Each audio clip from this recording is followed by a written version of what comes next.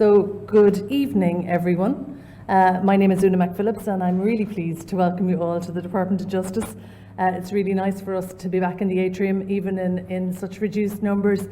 It's a great facility for us. So we're really glad to be here for the launch of the third and final volume of Professor Sean McConville's comprehensive history of Irish political prisoners. I think that's a helicopter just interfering with me. But it really is a great pleasure for us as a department to host this event, especially as the guidelines and the regulations now permit us to at least gather a few of us here in person this evening.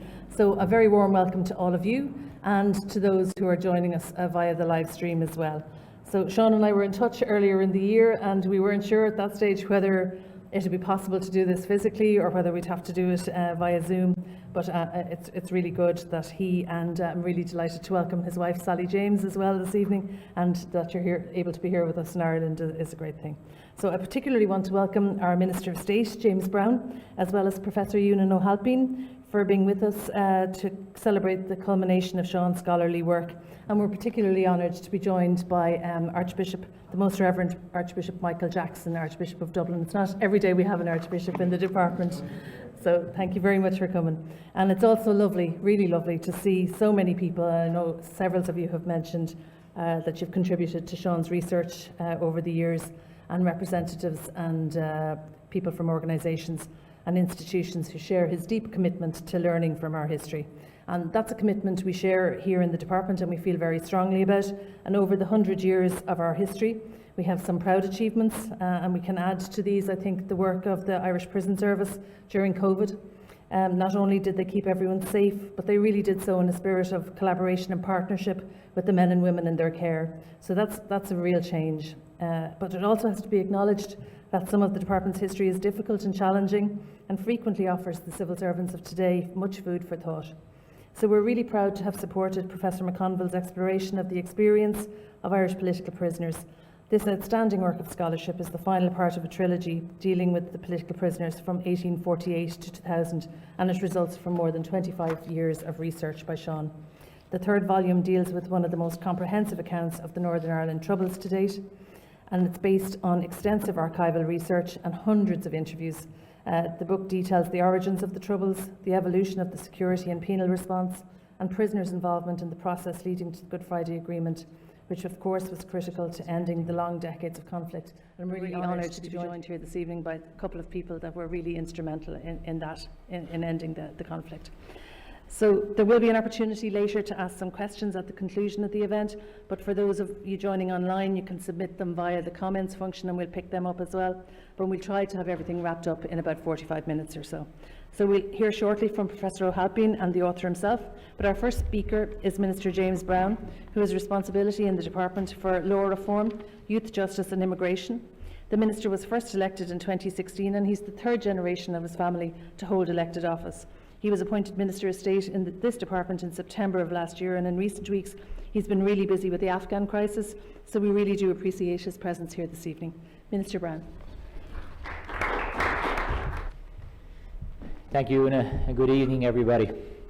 I would like to echo the Secretary General in welcoming all of you to this launch event, both those who are joining us virtually via Zoom and those of you who are here this evening in the atrium at the Department's headquarters at 51 St Stephen's Green. I want to extend a warm welcome to Professor Sean McConville and to his wife Sally on a very special evening. I also want to warmly welcome Professor Ewan O'Halpine, who joins us this evening to introduce Professor McConville's new book. It is a great honour and pleasure for me to address this launch event for Braiding, Rage and Sorrow. This is the third volume of Sean's comprehensive history of political prisoners in Ireland, spanning at least 170 years. This latest and final volume covers the most recent and contentious period of political violence in Ireland. Beginning his historical analysis at the conclusion of the IRA's border campaign in the late 1950s and early 1960s, Sean covers the penal perspective through the outbreak of the Troubles in 1969, the formation of PIRA, internment, the building of the H-blocks, the hunger strikes and the signing of the Good Friday Agreement in 1998, and the consequent release of political prisoners under the terms of that agreement. The book has a wealth of historical research on the period, which provides the context of the book's particular focus on the penal response of the authorities in the United Kingdom and Ireland, and the effect of the response on prisoners themselves and on their organisations. A common theme is the radicalising effect that imprisonment had on paramilitary prisoners, both Republican and Loyalist, and the evolution of prisoners as an influential force within the respective political organisations. Professor McConville documents the imprisonment experience from the perspective of prisoners, staff, politicians and religious clergy to give a well-rounded and fair historical analysis of penal policy and its consequences on prisoners and staff.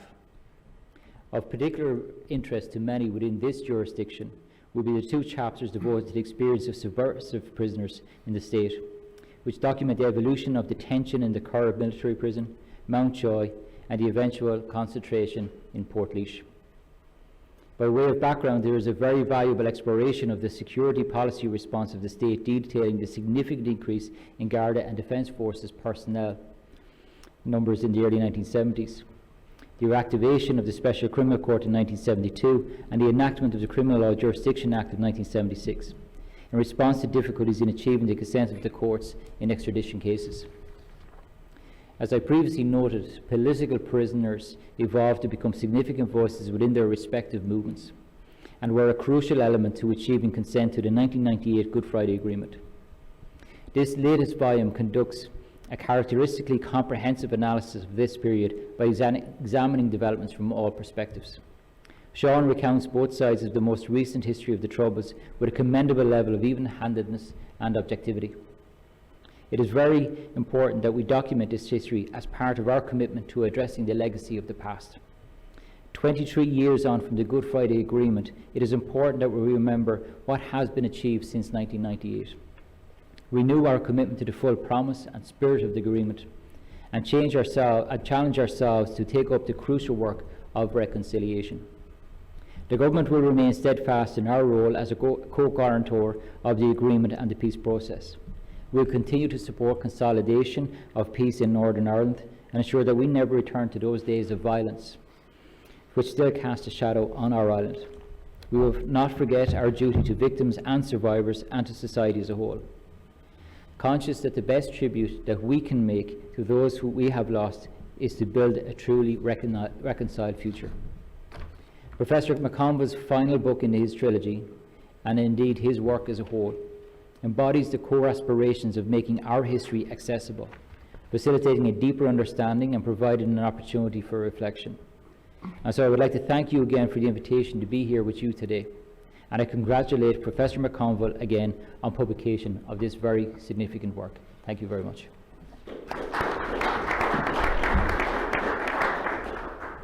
Thanks, Minister.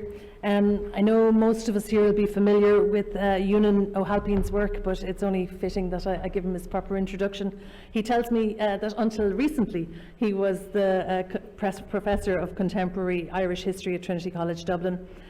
His research interests include 20th century Irish and British political, administrative and military history, intelligence and security studies, Afghanistan, how relevant, and the Second World War. That'll never end. Ewan and Neil be kept going on that for a long time.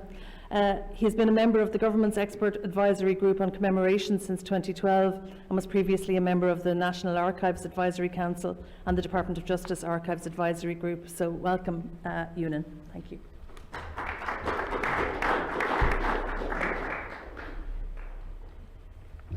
Minister, Secretary General, Archbishop, friends and colleagues, or former colleagues in my case, and indeed former Sec-Gens of this department.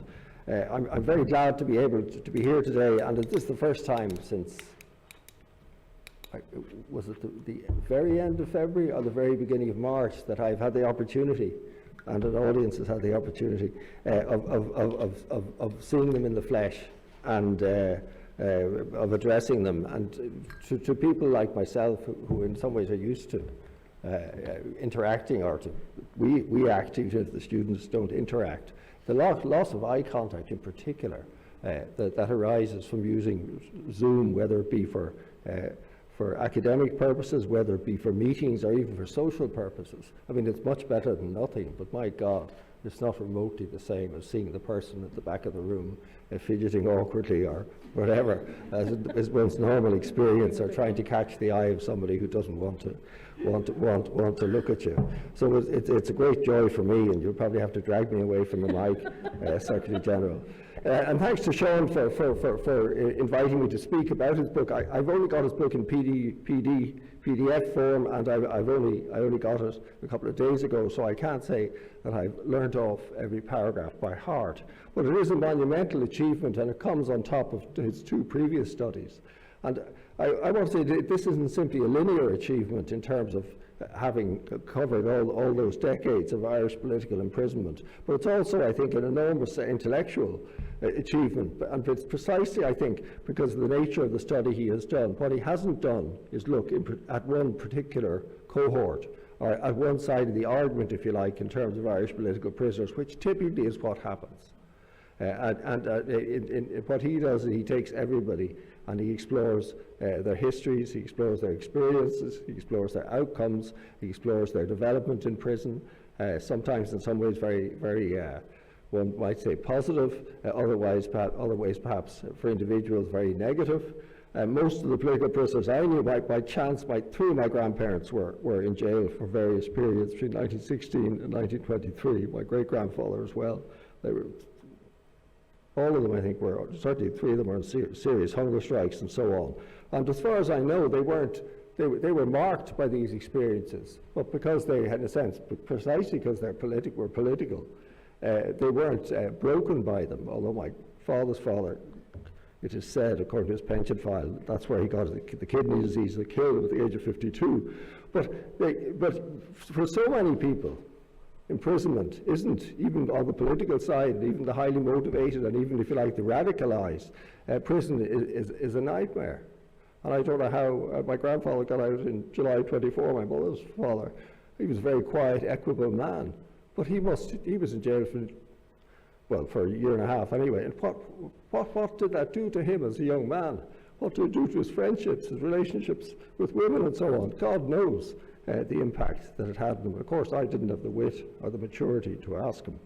Anyway, that's a sort of a sideline to what should be a focus on not on my family, but on Sean's. But can I, in particular, applaud Sean has an extraordinary ability to get people to help him, and he takes it for granted that if he asks for something, it will be delivered, and he takes it for granted that if you ask the Home Office, if you asked the Department of Justice, just as if you asked, a shoe salesman, that they will say, "Oh yes, we can help you." And I think it's a remarkable tribute to his ability, not simply to persuade, but to get those institutions who do hold secrets and who do deal with very delicate and sensitive matters, and to get those not only institutions, state institutions, but to persuade people of varying political backgrounds, of varying paramilitary backgrounds, that it is in their interests and that their confidence will be kept, but that it is in everybody's interests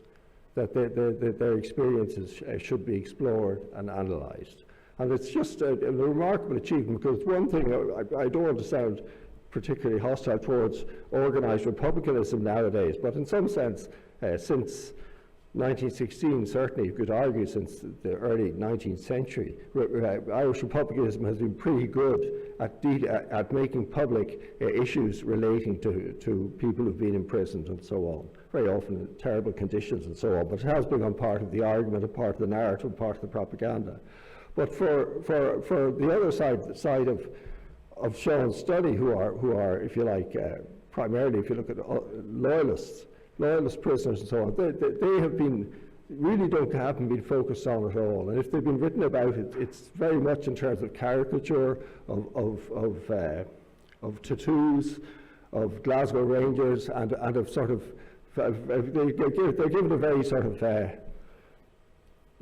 I think their political development in prison, is what I'm trying to say, hasn't really been looked at in parallel with the development of Republican prisoners and Republican discourse around prisoners. And I think it's an amazing achievement of this book in particular, how Sean deals with loyalists just as he deals with Republicans. And I think it's part of a wider problem, and he has addressed it for prisons, which is that we, and I don't say just we in Ireland, but we in these islands don't, in a sense, have not studied loyalism enough, and particularly loyalist paramilitarism enough.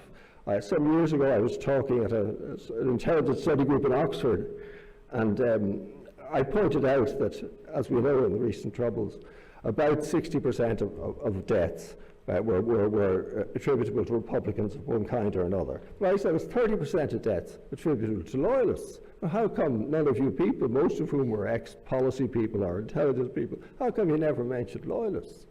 And in the end, a man called Humphrey Crumb Ewing could stand it no longer, and he burst in and he said, but they weren't trying to invade the mainland. And if you read David Goodall's memoir, for example, it's a very interesting memoir, The Anglo-Irish Agreement, just published. If you look at any British records from the 1980s and so on, and if you look at the media today, the Northern Ireland troubles in terms of paramilitarism are all about republicanism. Loyalism simply does not exist. And it's throughout the British records. There is this absolute, it's not even a refusal, they just don't see loyalists as a problem. And if you look at even the issue, I know I'm straying a bit, Sean, from your work, but if you look at, for example, the issue of around 85, when Mrs. T is being persuaded to go with the Anglo-Irish Agreement, her big thing is to get a security dividend. But she focuses entirely on the IRA. But there's not a mention of where do the loyalists hide their guns. Do they hide them in Donegal or in Kerry? Have we not been told? Right?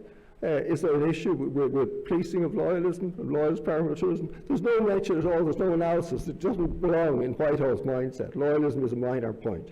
And yet, again, as Sean brings out, one of the most interesting figures in this book is Gusty Spence, who, of course, was a loyalist paramilitary, who in 1966 organised 3 political murders, which have been largely forgotten. They never registered with the British state because they were only loyalists killing nationalists, and sure, that happens from time to time. And yet Spence becomes a really important figure, as Sean brings out. During his imprisonment, he's one of those people who mature, who begin to think, who separate themselves, if you like, from the narrative and the songs, and begins to wonder, if you like, not so much was it all worth it, but why did I do this, and was it morally acceptable, and how can I move forward and bring my people forward?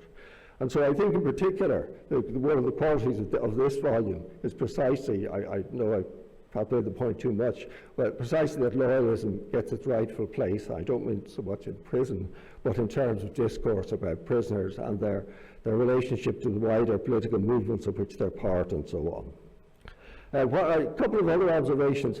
Sean was able to do this work, as I mentioned, by persuading institutions which are generally taken to be very secretive, such as justice, such as the guards, such as the police forces in Britain and Northern Ireland, such as prison services, to help, and paramilitary bodies as well. I don't think he has broken any confidences.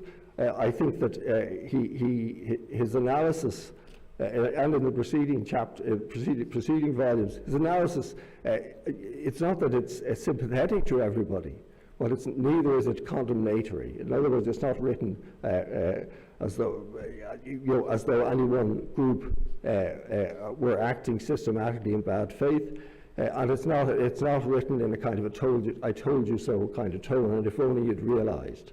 I have to say that there is one thing which I still don't, now I've only skimmed the book, but which I still don't understand. I didn't understand it when I was a student, from 1976 on, and I still don't understand it today, which is why the removal of special category status, the erosion of that status, which in some ways, if you look at Northern Ireland between 22 and 69, they dealt with political prisoners, almost all Republican political prisoners, but they dealt with them in a sense in their own way. Right? A prime example is Joe Cahill, a name you all have known, became Chief of Staff of the IRA in the early 70s. But Cahill was sentenced to death in 1942 for you had one of a group who killed, in fact, a Catholic RU seaman, Patrick Murphy. In 1947, Cahill is released from jail. Now, that would never have happened in Britain, but in terms of the context of the North and the way politics and jailing and so on interacted, this wasn't seen as completely mad or sensational or whatever. It was the way, part of the way of a kind of unspoken contract, a set of rules and assumptions that even if you like a Stormont regime would go along with. And it's in some ways, again, the value of this book isn't just that you bring in loyalists, but it is an implicit contrast between the way London, on the few occasions that it takes seriously Irish political issues when not forced to do so, but London doesn't see things. It's London. My point is London in this volume sees things very differently than Belfast did, right? And I think that's important as well. And just finally, can I mention because I have to stop at some point. I would love to go on. The respective prison services, who are of course, in some ways, very much in political terms, considered the bad guys. They're the oppressors. They're the people with the keys. They're the people who may or may not beat people up, and so on and so on. And again, I think it's a huge achievement of Sean to be able to talk not only to the various prisoners and the various groups and to the bureaucracies, but to be able to interact with and to have the confidence of prison services north and south, and of people who perhaps much more than us academics ran risks every day simply by the job which they did both here in the north and of course in Britain. Okay, I'll just can I just make one final point, and it's back again to loyalism. I think for me and for many people, it was only after the Troubles, in effect, I won't say ended, but after coming up to and after the Good Friday Agreement, that we began to see that that it wasn't only Republicans who had learned during incarceration, who had studied, who had in many cases got degrees and so on, and who had learned to make a case and make an argument. And particularly remember David Irvin, I can't even remember, was it the Popular Unionist Party, Billy Hutchinson, who I had the pleasure, well, I won't say the pleasure, but I heard him speak very forcefully once in the late 1990s. And I think they, in a sense, rescued loyalism and loyalist paramilitaries protests and loyalist paramilitaries in prison. They rescued them, if you like, from what is the kind of default characteristic, which is that these are really sort of lumpen proletariat, that they're incapable of self-development, that they're incapable of self-reflection, and that they're incapable of moving forward. So I'll end by just reminding you of the extraordinary, to me, speech that Gusty Spence made when in a sense, when he blew the whistle on systematic loyalist political violence. And in its way, that was just as articulate and just as certainly as heartfelt as anything which are very silky toned, Republican spokesmen have said then or since. Thank you very much.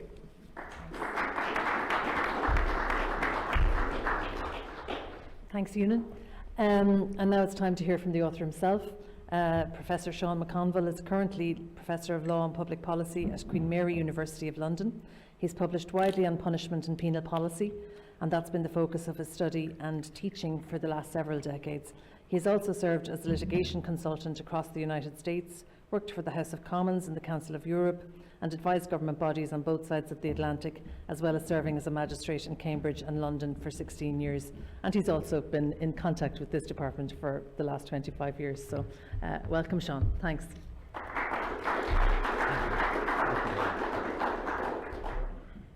Well, I'm kind of outed here by Ewan and so on.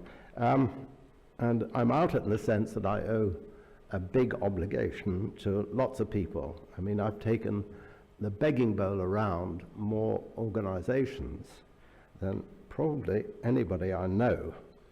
And I must thank the funders of this huge study. And they include the Guggenheim Foundation in the United States, Leverhulme in England, the Atlantic Philanthropies, the Department of Justice, of course, who've laid this event on this evening, Department of Foreign Affairs, the Royal Irish Academy, the Northern Ireland Office, the Home Office, and several others. I'd also like to thank all the people who went into the files for me, who checked the facts, and I hope learned something about how work like this is put together, generally young people starting out in life. Now, here we are in the Department of Justice, and justice, amongst other things, is about confession.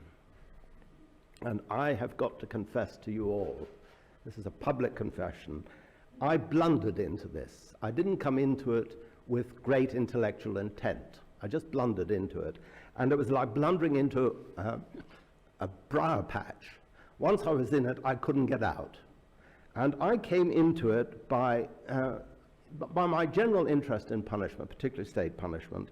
And I began to come across people who were imprisoned not for offenses of moral turpitude or selfish gain, but people who broke the rules for reasons of conscience or political conviction or whatever.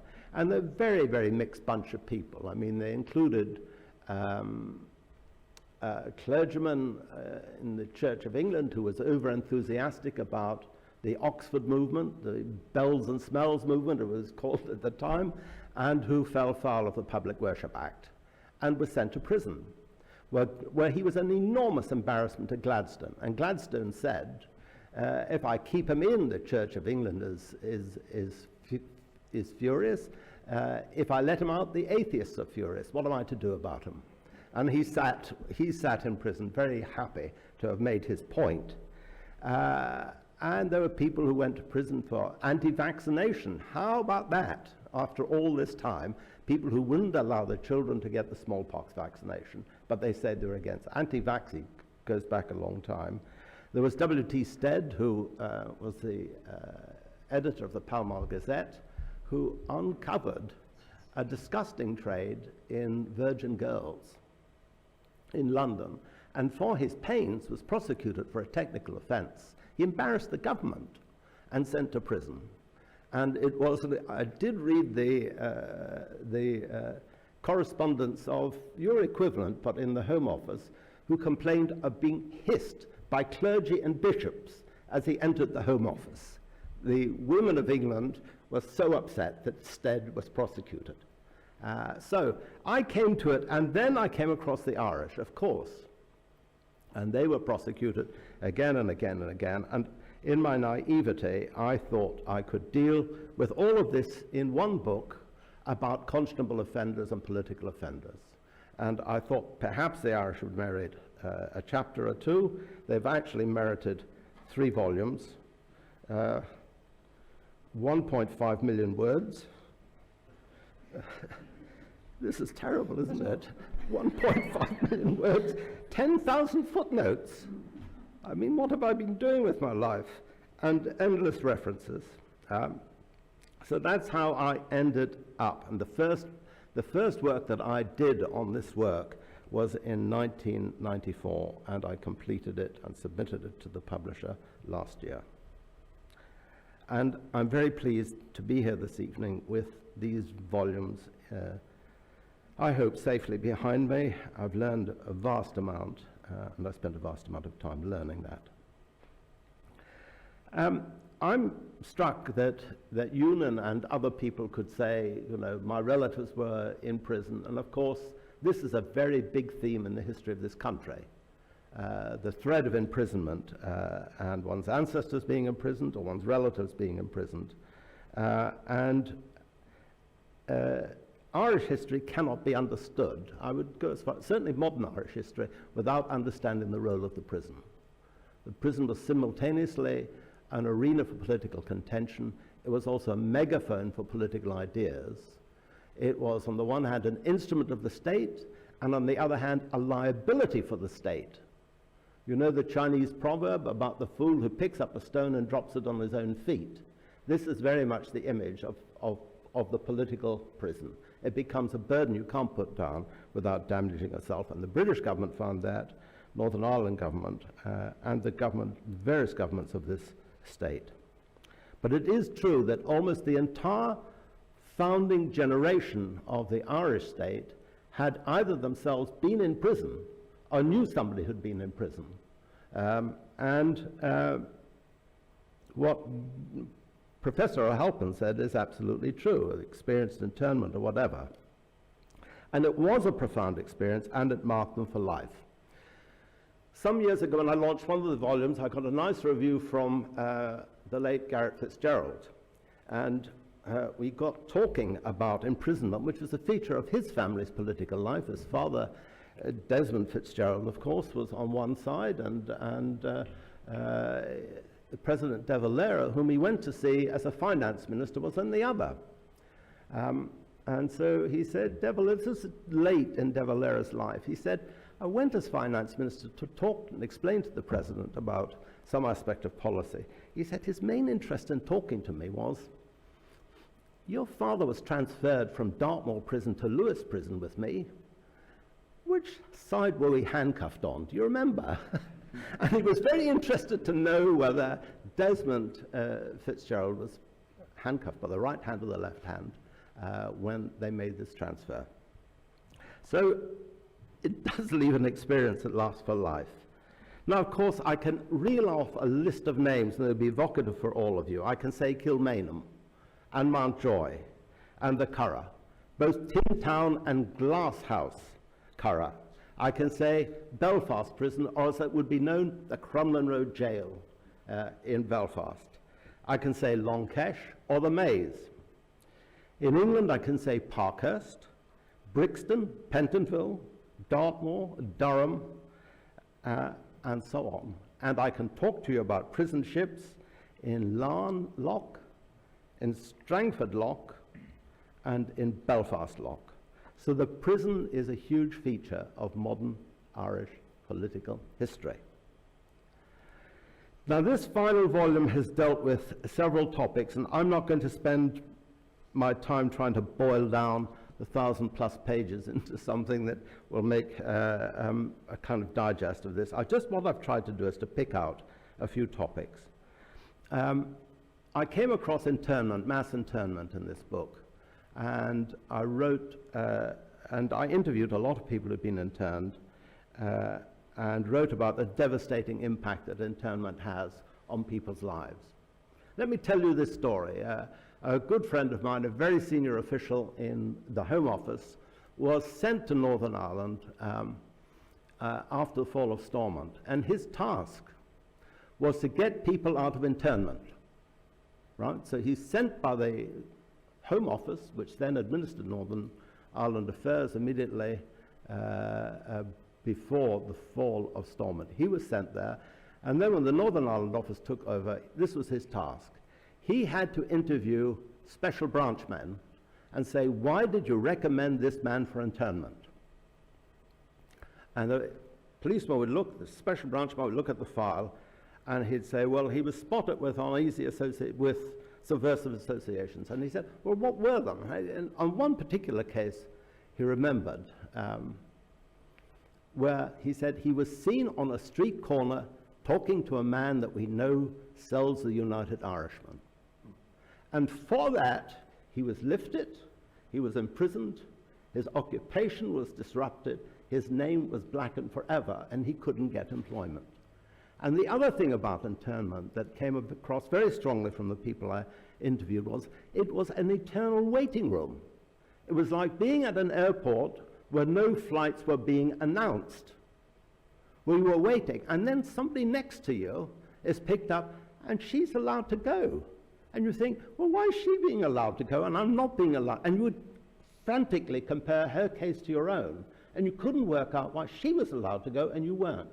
So internment was really, it would have been argued at the time it was necessary. The point I'm making, it was a particularly insidious form of imprisonment and caused enormous resentment, mainly in the nationalist community, but also, of course, when the first loyalists were imprisoned, it caused riots there as well.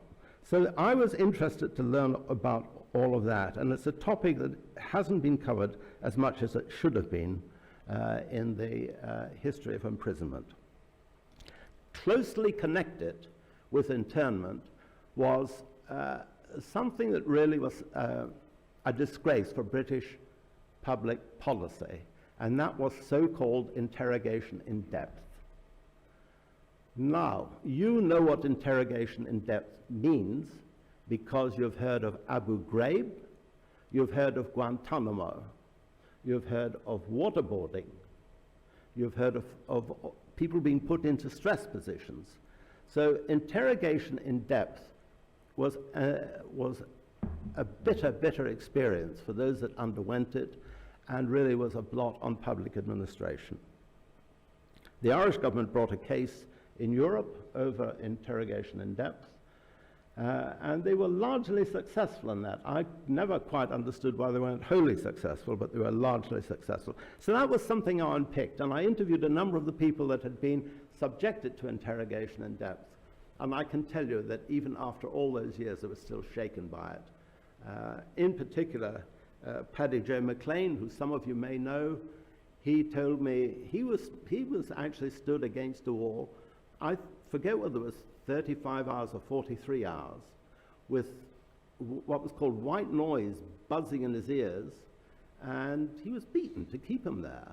And he said to me, this is a man, incidentally, who had previously denounced violence publicly.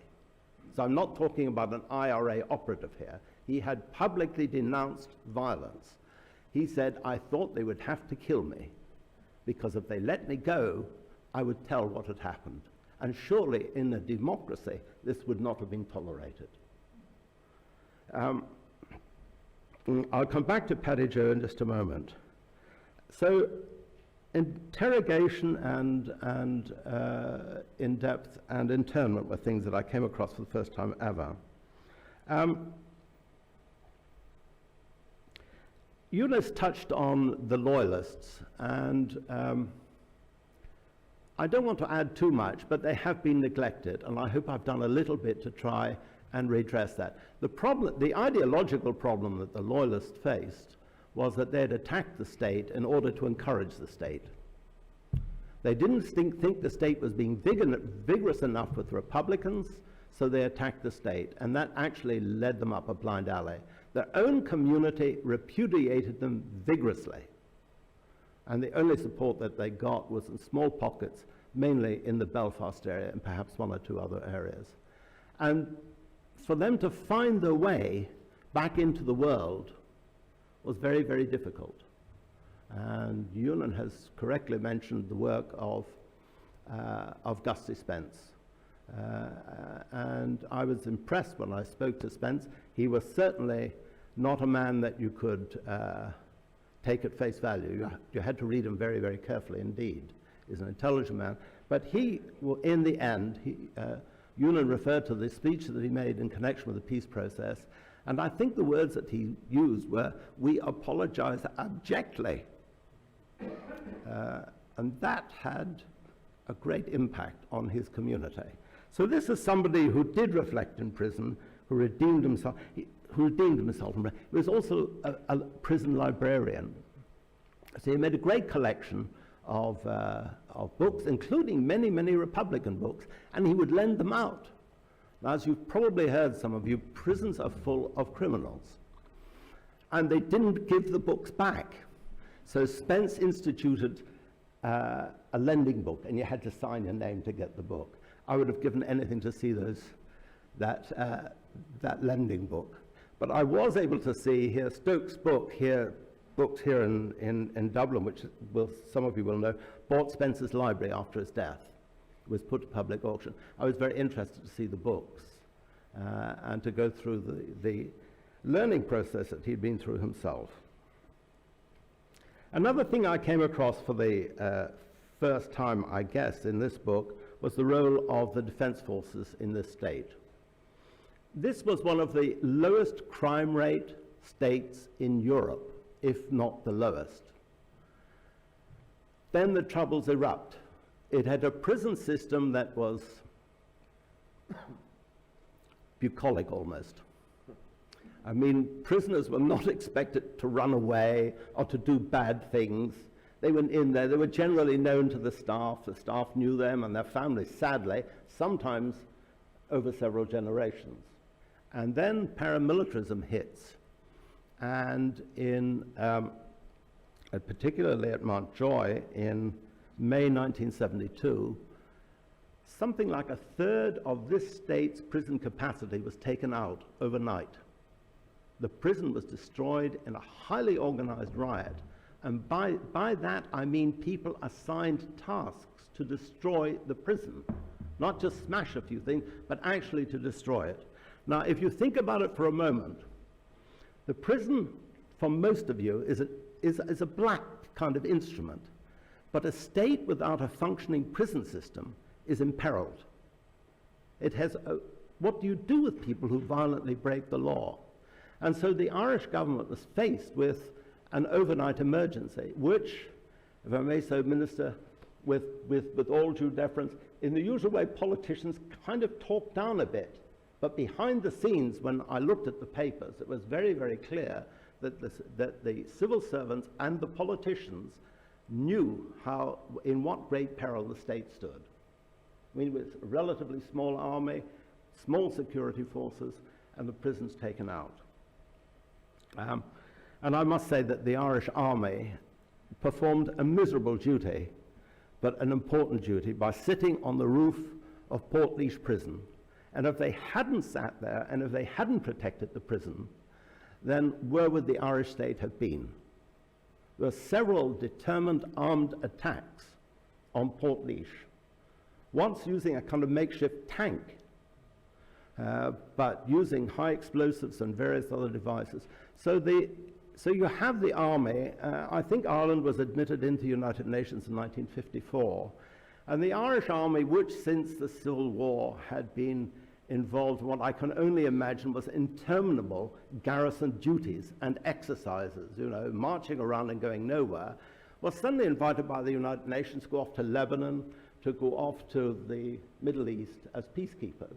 And then all of a sudden the government says, forget all of that, go and sit on the roof of Portlaoise prison and deal with these people.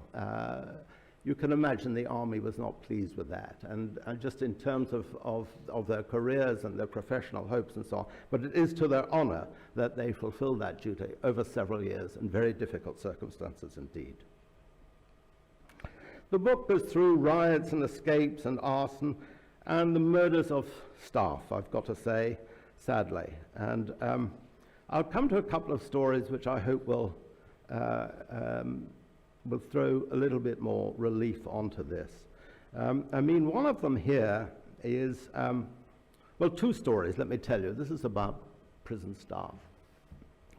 When Paddy Joe McLean was brought back from the interrogation centre at Ballycastle, he was badly beaten.